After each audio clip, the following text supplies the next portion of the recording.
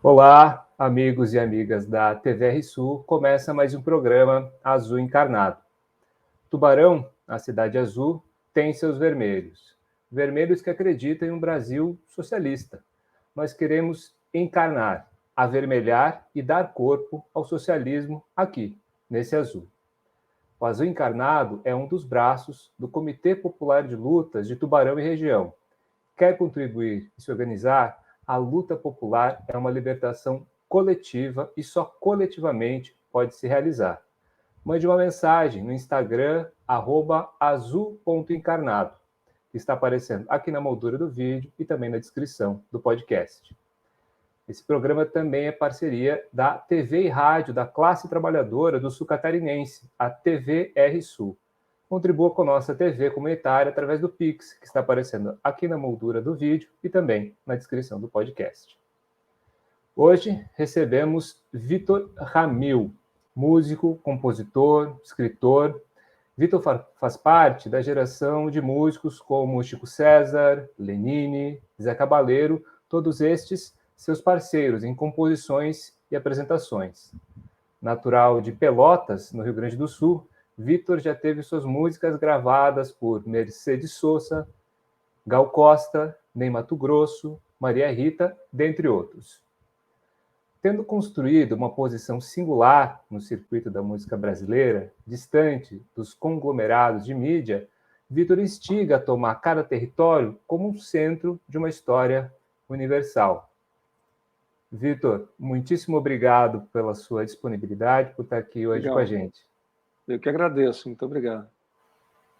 Vitor, a gente começa então esse papo com duas perguntas. A primeira delas vai ser feita pelo Leonel Nascimento, que é coordenador do Setorial de Cultura, um violeiro de viola caipira muito boa. Ele foi quem animou o encontro recente que aconteceu na última semana, o encontro estadual dos trabalhadores sem terra de Santa Catarina. Depois da pergunta do Leonel Nascimento, a gente vai ter a pergunta do Pedro Pinheiro, que é um trovador, um músico aqui de Santa Catarina, do oeste do estado. Tá joia? Legal. Passo agora, então, a pergunta do Leonel Nascimento. Nascimento, faço parte do setor de cultura do Movimento Sem Terra, como músico popular. E aí a minha sugestões de questionamento, de pergunta, né, ao educador seria sobre cultura. A questão cultural que exerce para nós no aspecto do campo deixa muito a desejar na perspectiva histórica nossa das culturas dos povos. Ou seja, muita coisa ainda falta ser trazido como um elemento de consciência e de fator principal dentro da cultura, pegado nos pontos das artes, né? Quando a gente se trabalha a questões artísticas, música, dança, teatro, enfim, em diversos pontos da artístico. E aí eu gostaria de ver assim, como o senhor percebe nas suas músicas, nas suas canções, enfim, do seu conhecimento histórico, o resgate cultural dos povos dentro das dimensões culturais, né? Como que a gente melhora esse aspecto de trazer essas questões culturais que deixam acabando sendo esquecido muitas vezes, né, pelas dimensões culturais. Então, como a gente poderia melhorar isso? E como o senhor vê na sua perspectiva de conhecimento essa questão nossa, que é importantíssimo, o resgate das culturas dos nossos povos, seja ele indígena, seja ele negro, quilombola, alemão, italiano, enfim, as dimensões culturais, né, existentes. Seria isso. Um abraço. Legal. Essa foi Obrigado, a pergunta do Leonel. Leonel Nascimento. Eu vou aproveitar para entabular também a pergunta do Pedro, que são perguntas mais diretas, e depois a pergunta do Pedro Pinheiro, a gente passa a sua resposta, tá joia? Pode ser, se elas não forem muito diferentes. Jorge, saudações, Vitor Ramil, sou Pedro Pinheiro, sou um trovador, moro aqui no extremo oeste de Santa Catarina, em São Miguel do Oeste, próximo da Argentina. Ouço muito o trabalho do Vitor Ramil, principalmente nas milongas, que é onde eu me identifico mais. E eu gostaria de saber como é para o Vitor Ramil, artista, né, construir uma carreira, e desde tempos atrás até hoje, fazendo uma música que não dialoga, que não conversa com as questões comerciais da música brasileira, que não toca, né, nas rádios, ainda mais nos dias de hoje, onde as letras têm outro sentido. Como é para a figura artística do Vitor Ramil fazer uma arte que não é comercial? Um abraço.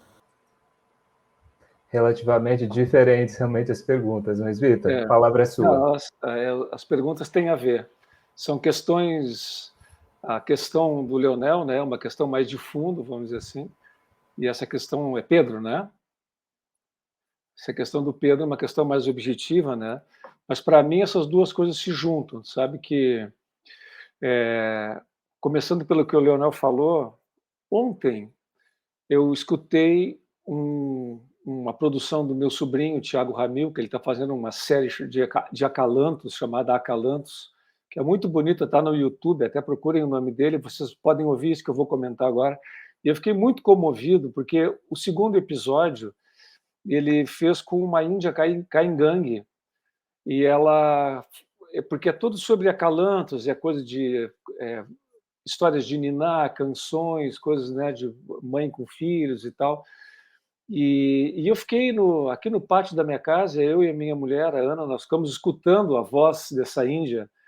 Ela vai contando tudo numa língua que a gente não entende nada, entende? Ela vai contando, ela vai falando sobre o que ela está falando, é tudo isso, como se ela estivesse explicando aquela poesia e tal. Depois ela canta aquilo. É um negócio comovente, assim. Começa que o idioma ele parece um mantra, assim, é um negócio maravilhoso.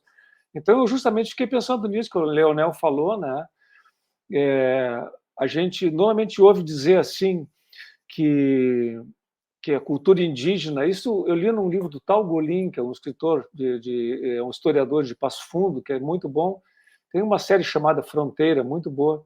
Ele fala que existe o costume de dizer que os índios foram dizimados, né? Eles não foram exatamente dizimados, certo? Evidentemente que muitos foram mortos, né? Mas eles se misturaram muito com a população do Rio Grande do Sul, né? No passado. Os índios saíram das missões, inclusive a gente tem uma expressão aqui que é fala, índio velho, e aí, índio velho, como é que tá? E aí, índio vago? Tem umas expressões que o gaúcho do interior, o homem do interior, se chama de índio também, né? E, originalmente, esse gaúcho do interior que andava por ali, ele era índio mesmo, entende? São esses caras que saíram das missões, se misturaram com a população.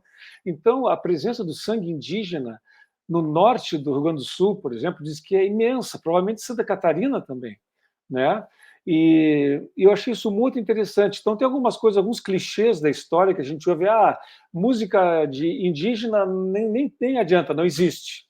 Aí eu ouvi essa índia agora cantando e foi um troço muito comovedor para mim. Me lembrou muitas canções minhas, por exemplo, embora eu não tenha nenhuma vivência com índios, com indígenas, né? Desculpa, não se diz mais índios, mas eu sou da geração que a gente falava índios, né? Os indígenas, a gente não tem não temos isso presente no nosso dia a dia, mas talvez isso esteja presente na nossa formação, e justamente por essa miscigenação já bastante diluída através da história, né, que as pessoas nem sabem. Outro dia, também a minha filha faz trabalho com indígenas lá no Amapá e agora está fazendo aqui no Sul também, e ela me disse que uma senhora indígena disse para ela, pegou o cabelo dela, que é muito liso, e disse: tu tem índio na família, né? Falou para ela, né?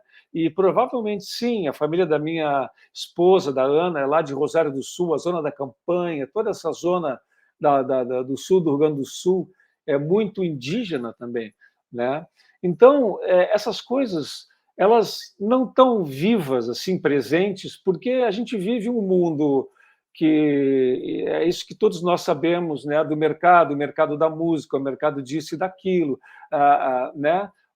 A cultura vai se movimentando em função das comunicações. Antes era a televisão avassaladora, agora a internet, já mudou um pouco o perfil da comunicação, né? E muitas coisas vão ficando, especialmente as coisas de interior, de campo, que são mais ligadas ao passado e tal, né?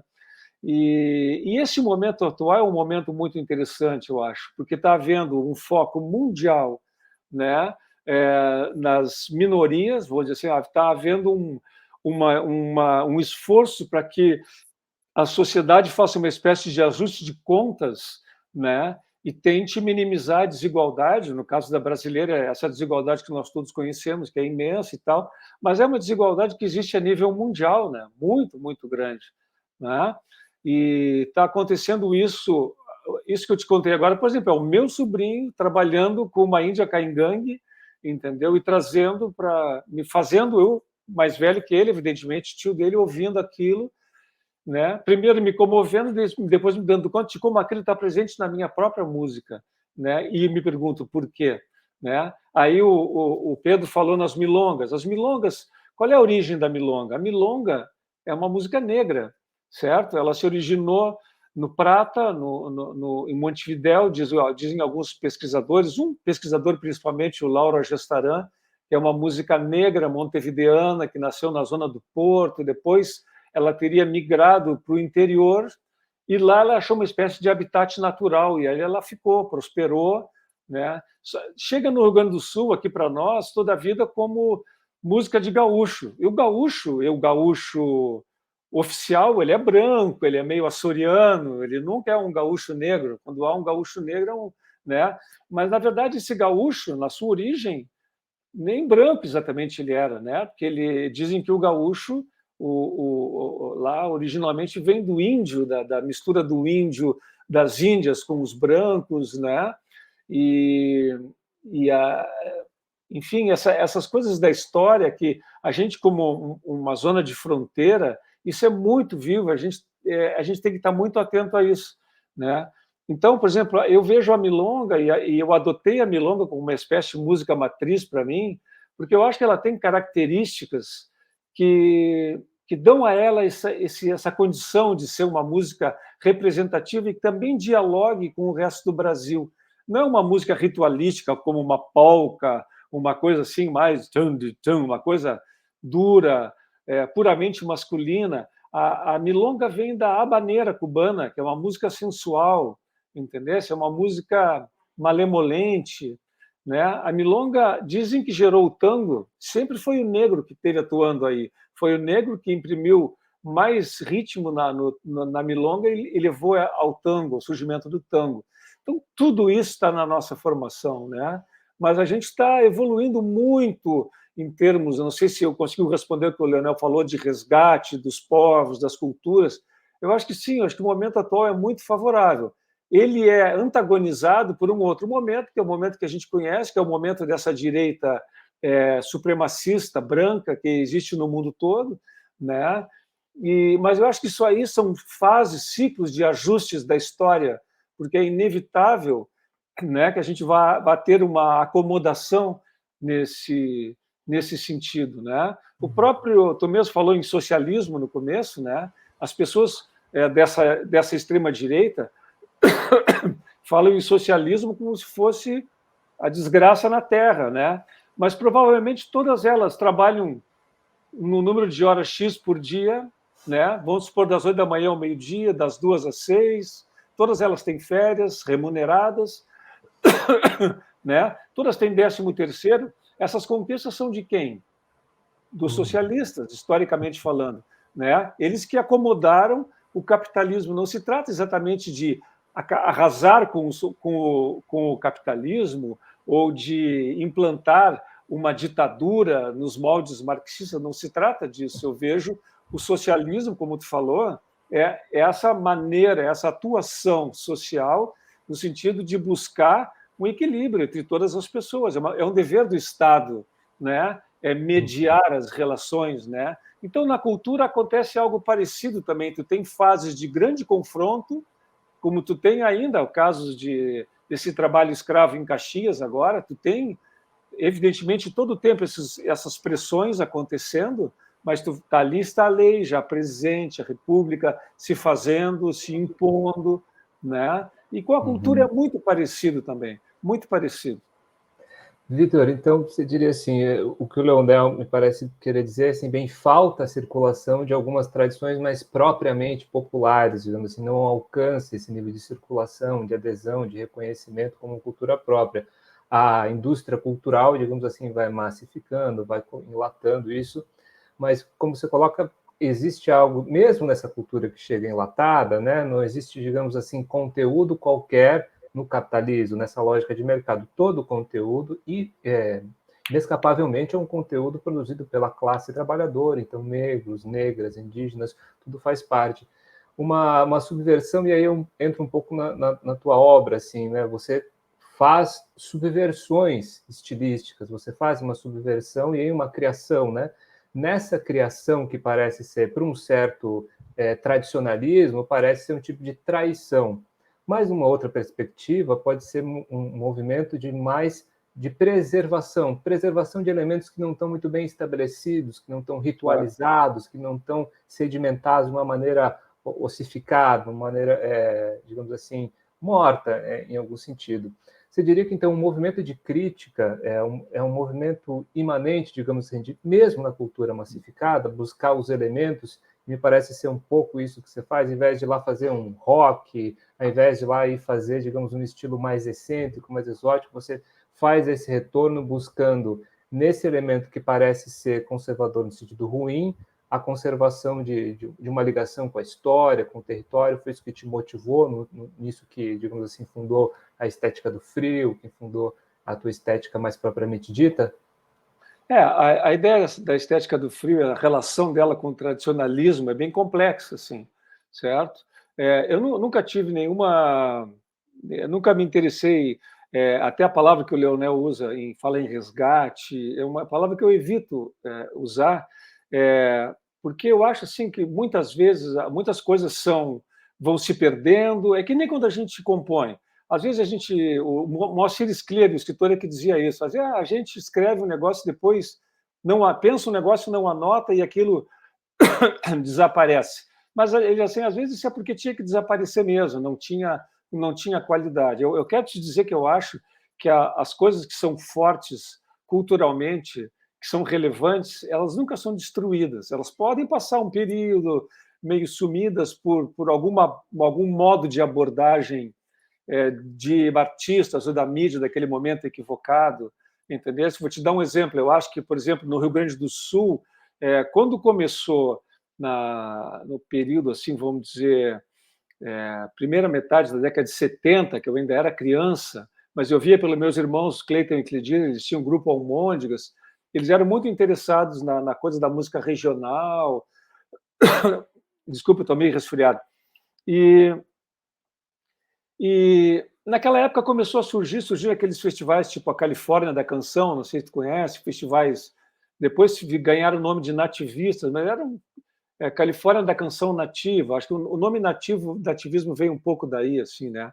Isso surgiu com um status muito interessante, porque começava a chegar para nós aqui Atahualpa Yupanqui, Mercedes Sosa, em toda a música latino-americana de protesto. Então, ela chegou com um caráter pós-MPB engajada, trazendo uma espécie de seriedade, uma visão, uma abordagem dessa musicalidade do Sul, que era muito interessante, que, quer a gente queira ou não, ela sempre esteve presente para a gente, aqui como uma atmosfera, vamos dizer assim, né?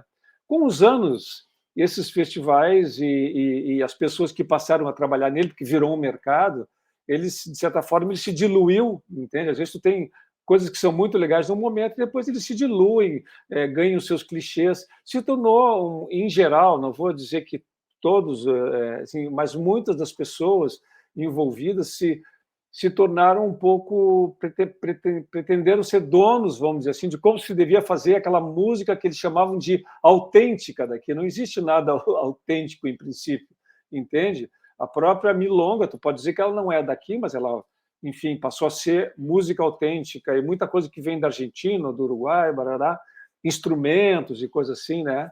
Então, quando eu comecei a pensar na estética do frio e me perguntar que música seria representativa nossa, porque eu via que todo o Brasil tinha sua música meio do lugar, que era relida, retransformada e tal, e o que a gente tinha era uma música que estava na mão de um conservadorismo.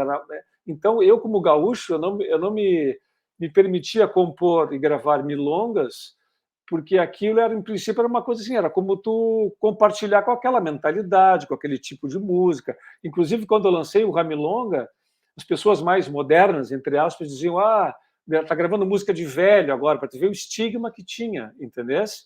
Por outro lado, quem gostava do regional e era dali, dizia: não, esse cara não tem direito de cantar esse tipo de música, ele é um cara da cidade que canta rocks e baladas e não sei o que, tu entende?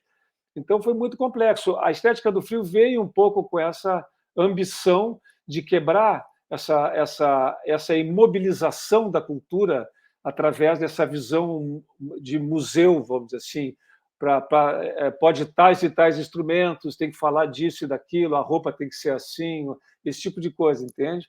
Então, e aí já entra um pouco naquilo que o Pedro, né, tinha perguntado, que eu não cheguei a responder para ele, né? Eu me voltei para as milongas e para um trabalho que eu já sabia que ia ser demorado, longo, e que não teria um lugar na grande mídia para ele, porque a grande mídia ela só se abre para aquilo que realmente não representa nenhum risco em termos de repercussão, de venda, entendeu? De publicidade e tudo mais, né? E até hoje, por mais que eu tenha ido a muitos lugares, não só no Brasil, mas no mundo, com as milongas e tal, para muita gente não é só uma questão do comercial ou não, é uma questão de entender um pouco a sensibilidade, entende?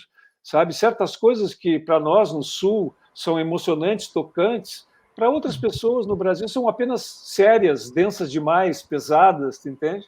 Exato, É um negócio muito complexo. Uhum. Vitor, eu tinha uma pergunta preparada, para não perder ela, é justamente sobre isso, mas é uma abordagem um pouco mais subjetiva, né, desse aspecto. Bem, a invenção a partir da tradição, né, pode ser tido dessa maneira tradicionalista como corrupção da tradição, mas também como manter viva, né, como atualizar, como trazer, né? E aí, nas tuas milongas, você traz a milonga das 7 cidades, né? Rigor, profundidade, clareza, concisão, pureza, leveza e melancolia. Todos esses elementos trazem, como você colocou aí, para alguns ser mal compreendido ou não ser compreendido na sua inteireza. Se você fosse, assim, estender esses valores, essa estética, se fosse nomear com mais palavras, digamos assim, o que representa para você a milonga, o que representa para você, enfim, esses valores propriamente gaúchos do território, que palavras mais você usaria? Olha, essas palavras, também às vezes as pessoas se apegam demais a certas coisas, entende? Às vezes é compreensível, às vezes não. Por exemplo, com relação à própria palavra frio, muita gente me diz: mas isso não faz sentido, porque o frio não existe só no Rio Grande do Sul, tem festival de inverno no Ceará, tem festival de inverno no Piauí, faz frio em São Paulo. Sim, eu sei, mas o frio não representa esses lugares. E, no entanto, representa o Sul. Dentro do Brasil, pergunta para qualquer pessoa qual é o lugar, onde é o Brasil frio. A televisão usa essa expressão o tempo todo. Eu vejo todo o tempo no jornal, eu cuido como é que eles falam do tempo no país. E ela, bom, vamos falar agora do Brasil do frio. O Brasil do frio é o Sul, né? E talvez o Rio Grande do Sul mais simbólico por ser extremo. Hoje em dia, Santa Catarina, pela altura, tem os lugares mais extremos e tal, né? E a questão das palavras, do rigor, clareza, concisão, pureza, leveza, melancolia, profundidade. Quando eu me perguntei como seria uma estética do frio, eu tinha acabado de ver um carnaval em pleno inverno, um carnaval em Fortaleza, fora de época, na praia, E no mesmo jornal eu tinha visto a chegada do frio no sul do Brasil, né? Eu morava no Rio de Janeiro naquela época e foi apresentado na época era o William Bonner, e repórteres falaram até em clima europeu. Foi essa relação, a descrição do Rio Grande do Sul, do Santa Catarina, que estivesse ali, Curitiba também e tal. E era mais normal para eles aquele carnaval lá em Fortaleza do que aquele frio no sul, em pleno junho ou julho, naquele período, entende? Então isso me levou a refletir. Eu disse, bom, a gente não, nós do sul, essa imagem que o mundo faz do Brasil tropical, né? Essa imagem fala pouco de nós do sul, mas nós do sul também contribuímos minimamente para que essa imagem exista, entende? Santa Catarina, por mais que tenha praias paradisíacas e tal, nunca é referida como exemplo do Brasil tropical. Tu vai estar sempre no Nordeste, Bahia, Rio de Janeiro, Paraná, né? Deixa eu dar um golinho d'água aqui. Fique à vontade. E aí eu pensei, então, ao mesmo tempo, nós não temos uma estética do frio que fale de nós. Foi quando me ocorreu essa expressão, né? Ou seja, uma estética do lugar frio do Brasil frio. Uma estética que se justifica com esse nome, porque eu estou me referindo ao contexto Brasil, do Brasil tropical, como o mundo e os próprios brasileiros entendem, né? E aí eu me perguntei, ok, como seria essa estética do frio? Aí eu compartilho, porque eu me dei conta que eu não me permitia compor canções que fossem muito brasileiras, porque tinha aquele policiamento dentro do Rio Grande do Sul, entendeu? Eu tinha ido embora do Rio Grande do Sul com todo um patrulhamento em cima. Se tu faz música muito brasileira, tu não é gaúcho. E se tu tá no Rio Grande do Sul e dizem que tu não é gaúcho, eu vi os meus irmãos, Cleiton e Cledir, desde que eu era menino, as pessoas do meu colégio me diziam, teus irmãos se venderam, traíram o Estado, foram embora para o Rio de Janeiro, sabe? Então, o gaúcho, pelo menos, não sei como é que é nos outros estados da região, mas naquela época, nos anos 70, quando ele ia para o Rio de Janeiro, ele era um traidor da pátria, como se fosse um país à parte, entende? Então eu comecei a pensar como seria essa estética, e aí eu tinha visto imagens de carnaval, muita cor, muita mistura, muita confusão, muitos elementos, bem aquela imagem que nos remete ao tropicalismo, né, dos baianos, né? E eu pensei, qual seria a nossa imagem? Eu pensei, claro, numa imagem visual, e logo imaginei uma imagem emblemática do Sul, que é um pampa, uma planície, do lugar onde eu vivo, que seria uma planície, um céu, um lugar de poucos elementos, uma composição muito limpa, entendeu? Aí pensei, rigor, o que tinha naquela, o que eu via naquela imagem? Rigor, concisão, clareza, profundidade, melancolia, leveza, tudo isso eu fui enxergando ali, naquele lugar, né? E aí comecei a me perguntar que música corresponderia a essa imagem, entendesse? E aí me lembrei das milongas, que é uma música linear, repetitiva, ela é uma espécie de música a serviço das palavras. Milonga significa palavras, é plural de mulonga, palavra africana, banto, se não me engano, tá? Então, assim eu fui indo, aí eu fui associando e me dando conta que eu compunha milongas desde os 17 anos e não me permitia gravá-las, entendeu?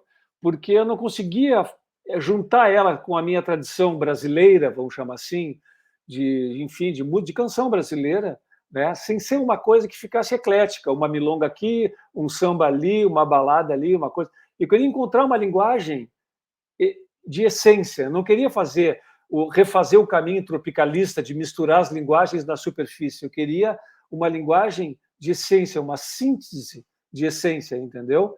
E bom, aí que a estética do frio se justifica, essa é a busca, tá bom? Agora, as palavras que me vieram naquele momento foram essas. Por exemplo, o frio, esse frio da estética do frio, lá que é um frio seco, né? Mas eu venho de uma cidade, Pelotas, que é uma das mais úmidas do mundo, dizem. Claro que é que nem o pôr do sol do Guaíba em Porto Alegre, é o pôr do sol mais bonito do mundo, mas né, todo mundo tem essa coisa, a minha cidade é a mais úmida do mundo. Então, a umidade aqui, sendo ou não, ela é muito marcante. O índice pluviométrico é altíssimo e tal. E eu gosto muito, e me influenciou muito na minha carreira, sempre na minha vida, a neblina de Pelotas, a vaguidade do visual, do que eu enxergava, as coisas. Tu sai de noite, tu enxerga só uma quadra na tua frente, mais nada, e tu vai entrando naquilo. E a cidade é uma cidade neoclássica, então ela é misteriosa, as ruas são retas, mas a arquitetura é cheia de detalhes, e aí tu vê uma parte de uma esquina, mas não vê ela completa, daqui a pouco ela se desnuda, tá entendendo? Então, a vaguidade, por exemplo, é uma coisa que eu já, até quando eu escrevi sobre o meu disco Delibário, eu coloquei como um novo valor, assim, um valor que eu acrescentaria. É que na época, se eu colocasse a vaguidade também, eu puxaria excessivamente para mim, para o meu contexto pessoal, para Pelotas. Talvez eu devesse ter feito isso. Mas, quando eu falei em Estética do Frio, a repercussão foi tão grande, entende? Ela mobilizou tanta gente, não só daqui, como daí mesmo, Santa Catarina, de Curitiba, muita gente se identificou com isso. Então, eu deixei correr da maneira mais ampla possível. Agora, já deixei passar muitos anos, agora eu estou até escrevendo de novo sobre isso, e acho que a vaguidade vai ser um dos valores novos que vai aparecer. A vaguidade. Desculpa, eu falo demais, né? Mas algumas coisas eu preciso desenvolver, né? É necessário, é um tema que precisa de elaboração, e temos uma palavra aí, vaguidade, muito, muito interessante. Vitor, você fez uma escolha de carreira, né, dessa saída digamos, de um centro, né, para um outro centro, e construiu uma centralidade, né, a Estética do Frio, como você falou, trouxe identificações, aí fazendo dali um certo centro. E bem, você não tem a mesma notoriedade de muitos músicos, parceiros seus, pessoas, enfim, com quem você tem afinidade, são teus contemporâneos, muito devido a essa sua, enfim, escolha, né? A gente tem muitas características pessoais, sim, mas uma escolha que, me parece, sim, em certa medida, uma escolha política e uma escolha artística. Explico.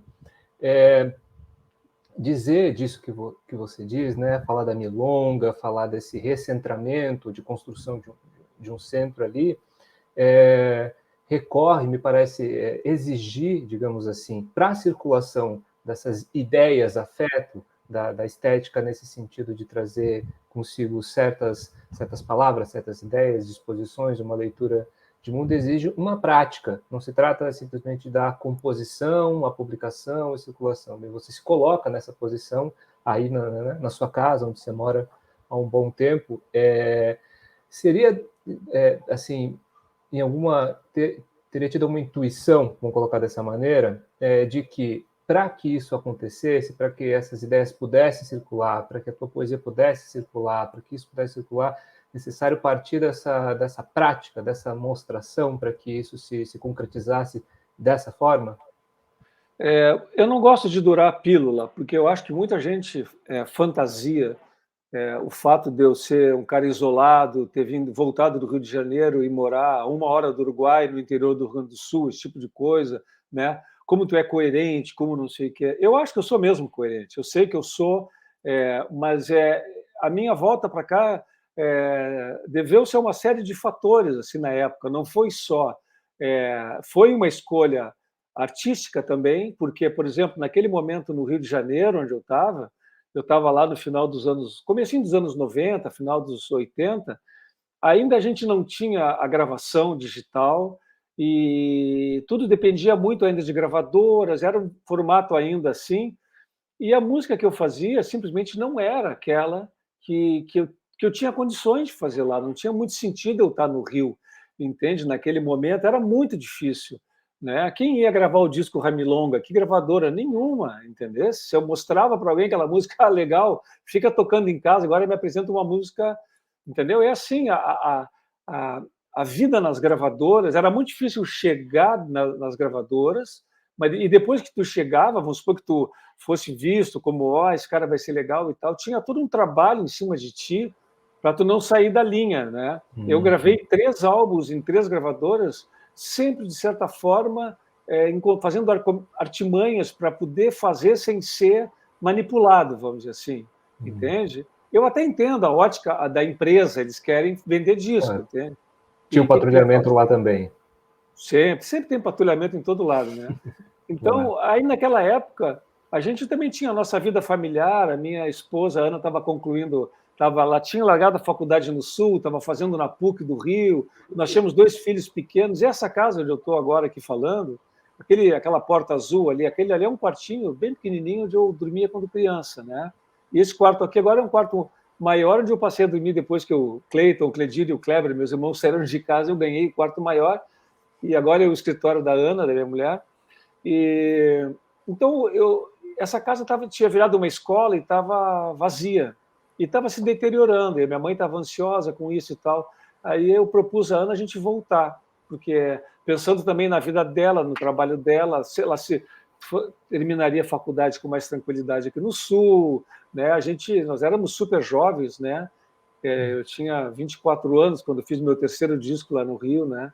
Então a gente aí no comecinho, um pouquinho depois, foi 87, 92 por aí nós voltamos, tá? E agora eu voltei sabendo que artisticamente, culturalmente, tudo mais, eu ia me solidificar. O que eu fui construindo ao longo dos anos, eu não teria feito se eu tivesse ficado no Rio, porque o tipo de batalha que eu ia ter que ter lá, entendeu? Ele me levaria inevitavelmente para um outro caminho. Aqui eu ganhei um tempo, uma cadência para poder fazer as minhas coisas dessa maneira, entende? Vitor, você lá já tinha você tinha tentado viabilizar o Ramilonga no Rio de Janeiro, ou o Ramilonga acontece depois da volta? Não, o Ramilonga, eu comecei a idealizar ele depois que me ocorreu a ideia de estética do Frigo. Eu comecei a perguntar como é que seria, pensei, de repente, milonga e tal, e comecei a elaborar isso, mas essa ideia me ocorreu no final de 87, para ter ideia. Tá? E eu só vim a gravar o Ramilonga 10 anos depois. Porque naquela época eu tinha um personagem, o Barão de Satolep, que era também era uma grande experiência que eu estava vivendo, porque eu não gostava de palco. E esse personagem, que era um Barão Corcunda, ele me dava muita desenvoltura no palco. Eu fiquei, acho que uns 10 anos fazendo esse personagem, praticamente só shows, e ninguém queria gravar o repertório dele, porque era um repertório muito extravagante, fora do comum, e até acho bom que não tenha sido gravado também, porque ele era totalmente, era humor negro, escatologia, era uma coisa tão diferente de mim, entendeu? Era realmente um personagem que, enfim, seria um álbum totalmente exótico dentro da minha trajetória, né? Mas o que eu ia te contar? Agora eu já me perdi, porque eu vou falando assim, mas a volta para cá foi muito importante. Eu quero te dizer com isso. Eu estava te falando que eu não gosto de dourar a pílula, assim, né? Eu, por exemplo, adoro Paul Gauguin, aquele pintor francês que foi lá para o Tahiti, aquela história clássica, né? Então, muita gente sempre romantizou a vida do Gauguin, mas ela foi uma escolha dele artística, mas também uma necessidade dele. Ele precisava reagir à França naquele momento, mas ele custou a vida dele, de certa forma, né? Então, essas decisões têm sempre dois lados. No meu caso, não foi uma decisão puramente artística, eu quero dizer que não foi uma coisa pensada toda e depois executada. Quando eu vim para cá, era isso que eu queria te dizer, quando eu vim para cá, eu não deixei de ficar inseguro, porque eu pensei assim, bom, e agora?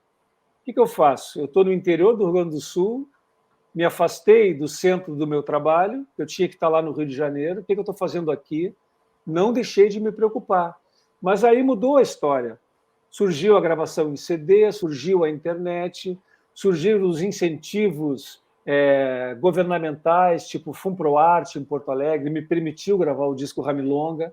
Foi o PT que trouxe isso para as prefeituras e governos, entendeu? Então, eu sou muito grato a isso. E também foi o governo aqui do PT no Rio Grande do Sul, junto com o governo de Buenos Aires, eles fizeram o Porto Alegre em Buenos Aires e o Buenos Aires em Porto Alegre, que eram encontros, entendeu? Aí começou a minha história com Buenos Aires. Eu fiz já metade dos meus discos até hoje em Buenos Aires. Desenvolvi relações, amizades com músicos, com muitas pessoas, né? Foi importante para mim, para as milongas, para tudo, sabe assim? E aí que eu venho com a história do centro de uma outra história, porque Uruguai e Argentina deixaram de ser para mim aquela imagem. Meu pai é uruguaio, né? Eu sou cidadão uruguaio também, mas deixou de ser só uma coisa assim do passado da minha família, se tornou uma coisa culturalmente viva, presente, moderna na minha vida. Então eu posso falar com autoridade, sim, de estar no centro de outra história, né? Entendi. Vitor, falando um pouco sobre as suas parcerias, aí se tornou então parcerias, digamos, tem trabalho, você grava os discos em Buenos Aires, se eu não me engano, o Edibab foi gravado lá, né? Tem os irmãos Drexler, aí, uruguaios, parceiros de trabalho. Mas você falou antes sobre política, tentando aproximar um pouco sobre isso, uma curiosidade. Quando era permitido fazer showmício, você já participou, já fez algum aí no Rio Grande? Sim, muitos. Ah, é? Muitos. Para quem Fiz que você já muito. fez showmício? Eu fiz basicamente, eu fazia sempre para o Olívio, para o Lula, fazia muito. No começo, eventualmente qualquer manifestação aqui para a primeira campanha do PT em Pelotas, né? E eu sempre me manifestava, íamos toda a nossa família com de bandeirinha, as crianças com roupinha do PT, todo mundo, porque a sociedade estava muito mobilizada por uma mudança na maneira de fazer política e tal naquela época, né? Eu tinha sido criança e adolescente durante a ditadura, eu nasci em 62, 2 anos depois veio o golpe, né? Então, tu vê só, quando começou a abertura, eu tinha me casado há pouco tempo, meu filho nasceu em 85, né? Então, nos anos 90, quando eu volto para cá, eu já tinha feito, por exemplo, eu me lembro que eu toquei no Recife pelo Tancredo Neves, candidato a presidente. Olha só, né? Naquela época estava todo mundo se mobilizando pelas diretas, participei de shows de diretas, né? Eu estava bem começando assim, e depois sim, fiz muito show. E, uma vez me apresentei com o Chico César, os dois juntos, para uma das campanhas vitoriosas do Lula, né? Não sei se foi a primeira campanha a presidente do Lula, a segunda, já não lembro mais. Mas fiz participei muito, sim. Tá certo. Eu quero agora trazer um pouco, aprofundar a questão da política e da estética ou da arte, né? O Campos Neutrais foi um disco que remeteu a um território geográfico como representação da reunião de diversas pessoas, diversos artistas e técnicos responsáveis pela realização, né, do Campos Neutrais. E os Campos Neutrais históricos foram um território neutro, né, fruto do Tratado de Santo Ildefonso, em 1777, entre Portugal e Espanha, e que demarcou um território sem Estado, onde Sim. diferentes etnias poderiam fazer juntas ali o seu modo de vida. Hoje, não há território onde o imperialismo não chegue. Né? Dos desertos verdes aos mares de lama, desde antes do contestado, sabemos que a Maria Fumaça, pilotada pelo capital, é a pipa e manivela, passa sebo nas canelas para cima do trabalhador. Qual é, ao seu ver, o tratamento estético, o caminho dos afetos, do enternecimento, do fascínio, da empolgação, da frustração, do ódio, do amor, que podem fertilizar o imaginário e os espíritos em favor da montagem e remontagem da liberdade coletiva em um território? A exortação da singeleza, que através do intimismo ela afaga a alma no encontro com o sentido de si próprio, e que, frente a essa exigência desleal de grandes feitos individuais, convoca a se deter naquilo que tem mais valor na vida imediata de cada um. Essa singeleza, se recorrer à singeleza, teria ascendência plena sobre as epopeias grandiloquentes, né, que avançam grandes feitos da raça, quanto à busca de dar valor e sentido à vida, ou ainda é possível cantar as nossas façanhas, digamos assim, sem cair na pieguice simplista e fetichista? Olha, eu acho que cada época tem as suas demandas, sabe? E os artistas de todas as artes, não só da música, da canção e tal, eles correspondem a elas da sua maneira, entende? Por exemplo, a minha música, eu posso te dizer, por exemplo, agora, eu tenho uma música minha que entrou numa novela da Globo, né? Estrela Estrela, próxima novela que estreia no dia 20.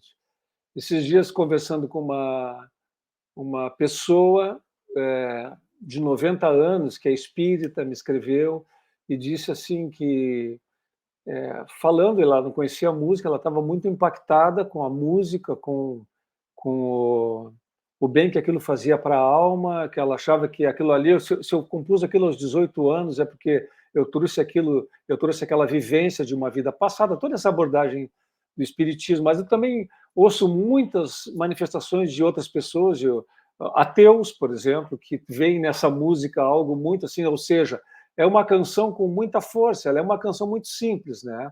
Então, eu considero que canções desse tipo, elas também têm a sua ação política. Ela não é evidentemente política, né? Por exemplo, eu e o Chico César, eu falei no Chico, nós temos uma maneira distinta de pensar. Assim, o Chico se faz canções diretas, objetivas, com um engajamento evidente, vamos dizer assim, né?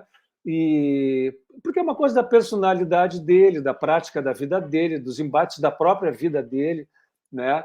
E ele transforma isso em arte de uma maneira magnífica.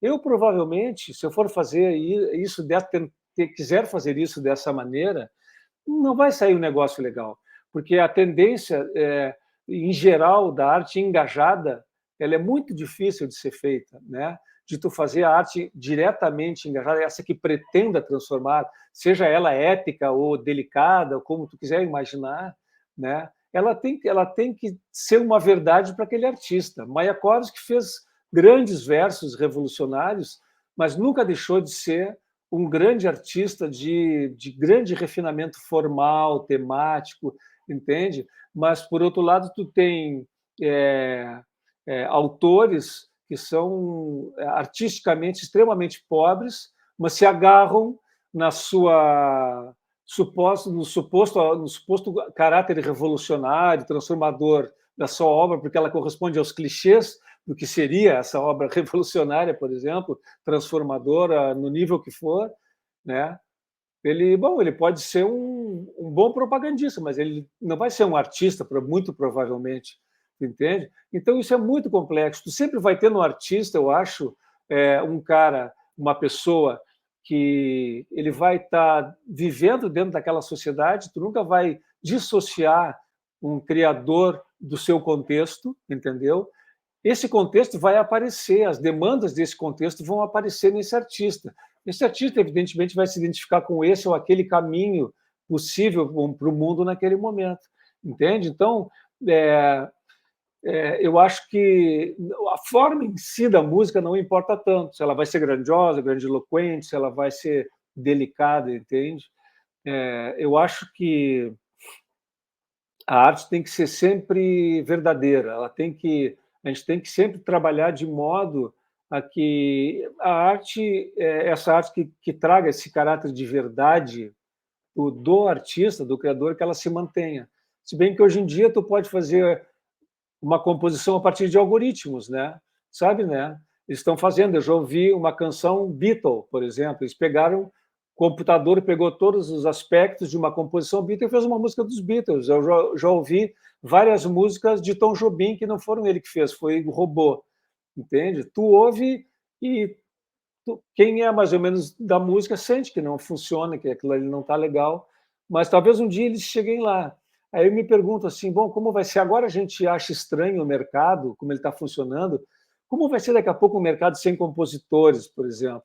Talvez até sem artista, entende? Onde os artistas talvez nunca envelheçam, por exemplo, fiquem sempre com a sua cara no seu melhor momento. O cara, às vezes, até já morreu, mas continua com a sua cara como se ele estivesse vivo, o seu avatar do artista tal, entendeu? A gente não sabe para onde está indo, né? Essa história. Mas eu aposto sempre no artista, na sua integridade. Por isso que, aí, voltando lá à pergunta do Pedro, né? Por isso, e a tua também, né? Por isso que ter voltado para Pelotas, para o interior, ter enfrentado ter recusado uma série de propostas que me pareciam desviantes, entendeu? Tudo isso me fortaleceu. Então, eu aos 60 anos, nunca me senti tão criativo. Eu estou produzindo muito, estou escrevendo, compondo, fazendo um monte de coisa, sabe? Talvez, se eu tivesse ido por outro caminho, eu já tivesse repisando as minhas trilhas já há muito tempo, né? Buscando facilitações. Vitor, o seu trabalho mais recente, Avenida Angélica, a pergunta que eu fiz anteriormente, caminha um pouco nesse sentido, porque tem uma aposta muito, eu entendo dessa maneira, né, na singeleza, né, dos aspectos mais sensíveis, mais cotidianos. A poesia dela traz muito isso, né, vendendo produtos da Avon, coisas corriqueiras e cotidianas. Do ponto de vista assim, da psicanálise, a gente vive uma época de cansaço de felicidade, né? A gente está cansado de estar feliz o tempo todo. Então, as obras assim que trazem, que convocam a um humor mais retirado, né, se detém aspectos mais sensíveis, imediatos, menores, funcionam como um tipo de descanso disso, né? A convocação a melancolia, mas nesse sentido não clínico, mas no sentido mais de se deter, de se demorar, né, de tomar mais tempo, de ser um movimento mais calmo, né, tanto em contrassenso à imediaticidade, à volatilidade das informações, parece um elemento de saúde, parece ser um elemento, em alguma medida, digamos assim, de restituição do sujeito, né, a pessoa está ali muito atarantada de muita coisa, dizer, Sim. senta e escuta isso um pouquinho. Isso que vai calmamente, isso que diz algumas poucas palavras, mas a diz de maneira profunda. Você entende que a tua obra, de alguma maneira, assim, convoca isso? Você já teve algum tipo de retorno das pessoas dizendo, falando de momentos que entraram em contato com a tua obra e a função, digamos assim, que cumpriu na vida dessas pessoas? Sim, muito. Tem muita gente que se conecta dessa maneira. Tem gente que às vezes tem dificuldade de entrar, mas depois que entra, assim, que diz que se fanatiza, que entra, se dá conta de um monte, e vai entendendo os meus códigos e tal, né? O meu trabalho não tem nunca uma facilitação. O Luiz Augusto Fischer é um crítico daqui que dizia que eu não facilito para o leitor, por exemplo, né? Mas é que eu também sempre gostei de livros que não facilitavam para mim. Muitos livros que só contam uma história, mas que eu vejo que não tem muito apuro formal, que não é interessante, enfim, que eu não gosto só de ouvir uma história. É bom ouvir uma história, mas ler eu gosto de ler uma história legal, mas super bem escrita e tal, né? E mesmo as histórias que me dificultam, eu gosto de desvendar aquilo ali, de penetrar naquilo ali, né? Então isso é verdade, mas no meu caso, por exemplo, essa coisa da melancolia mesmo, eu bati nessa tecla da melancolia quando eu falei em Estética do Frio pela primeira vez, porque no Rio de Janeiro, na época que eu estava lá, desde sempre, aliás, dos 3 LPs que eu fiz nas 3 gravadoras, eu sempre ouvia isso, tua música é muito triste, pô, sabe, pô, a tristeza não vende disco, faz um negócio mais alegre. E naquela época, foi aquilo descambou no axé, né? Foi a época assim que essa coisa da alegria a todo custo estava a milhão, assim. Hoje em dia eu acho que até isso aí acalmou muito, assim, já está mais segmentado. Nem todo mundo está com alegria a milhão, vamos dizer. Mas naquela época era assim, e eu me sentia muito cobrado, porque eu dizia não é triste o que eu faço. Ele pode ser reflexivo, tranquilo, não bota ninguém para dançar, eu sei, mas nem toda música precisa botar para dançar, entendeu?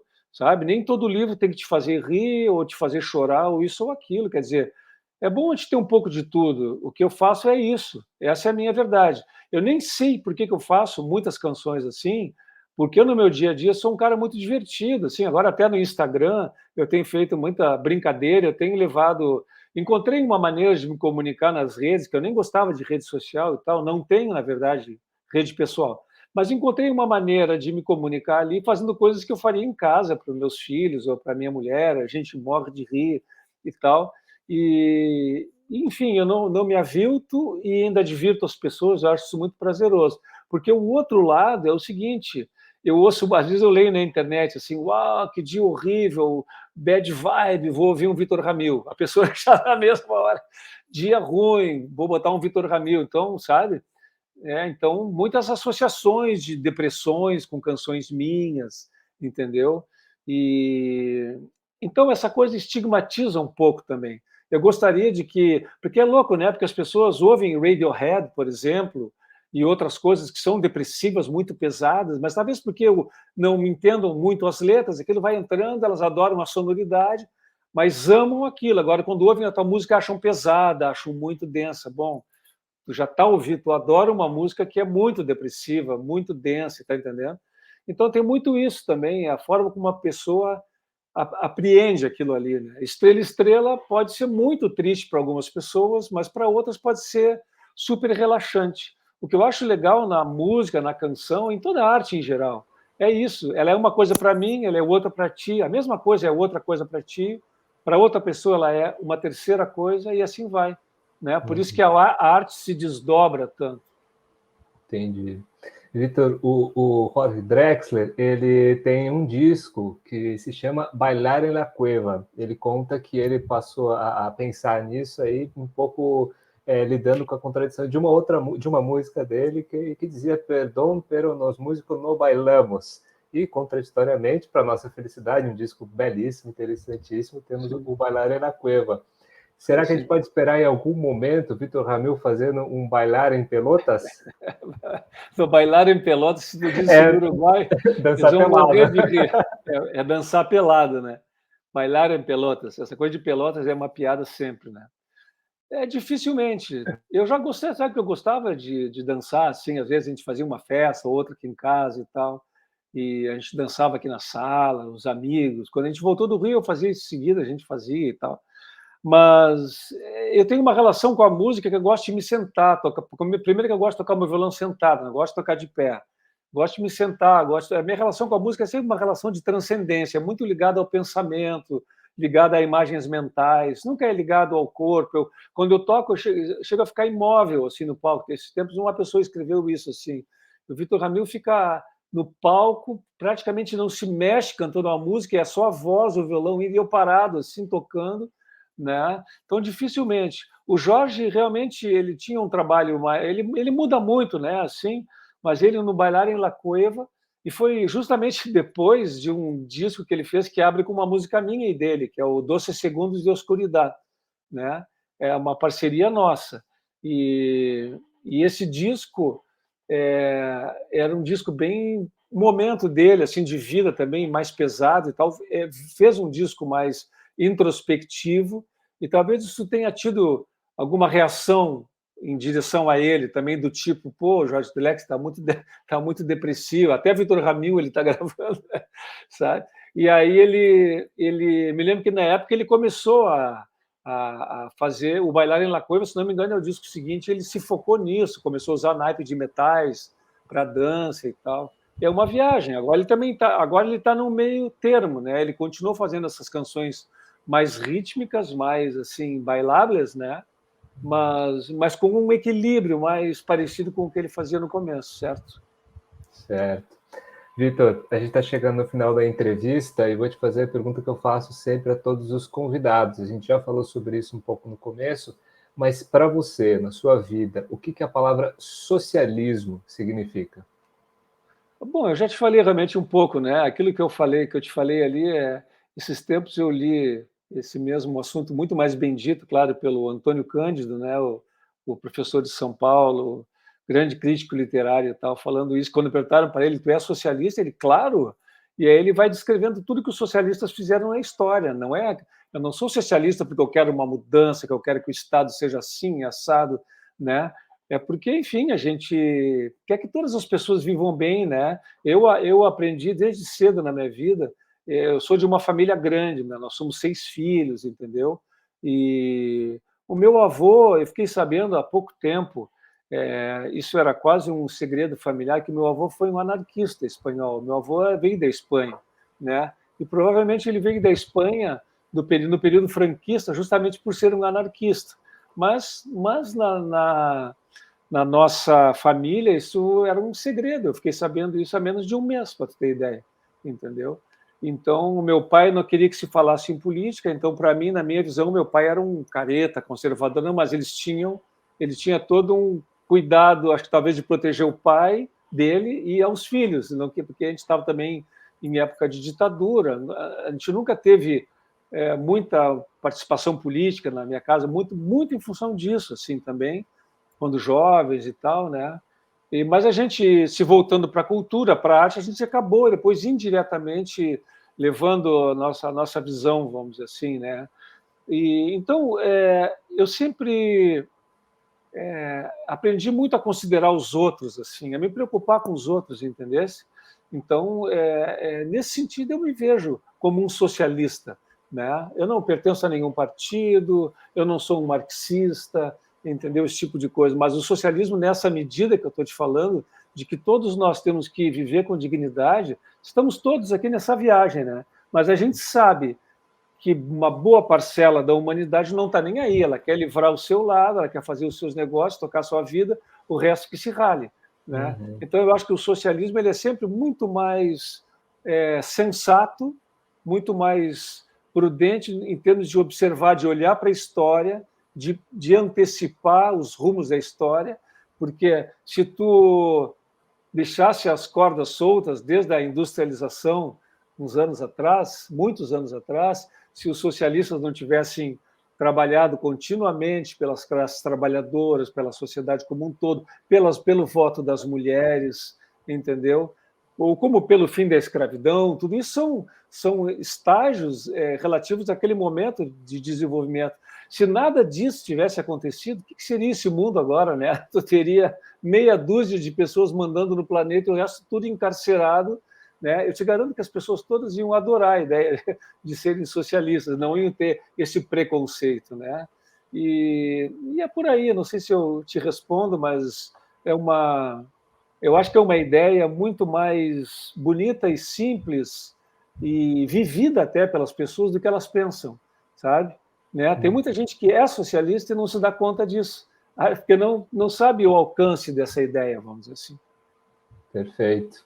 Vitor, muitíssimo obrigado por estar aqui conversando com a gente hoje, respondendo nossas perguntas. Fico muito feliz. Esse era um desejo meu grande, poder conversar contigo um pouco. Eu também muito obrigado. Feliz. Muito obrigado, viu? Obrigado. Abração. Pessoal, uma boa noite a todo mundo que está acompanhando a entrevista. Se puder ajudar a nossa TVR Sul, nossa TV comunitária da classe trabalhadora, temos o Pix aí em cima da tela, também na descrição do podcast, para quem estiver ouvindo. Na próxima semana a gente vai estar entrevistando o professor João Moraes sobre a atuação do Poder Judiciário durante a revolta do contestado. Tá joia? Vitor, brigadão.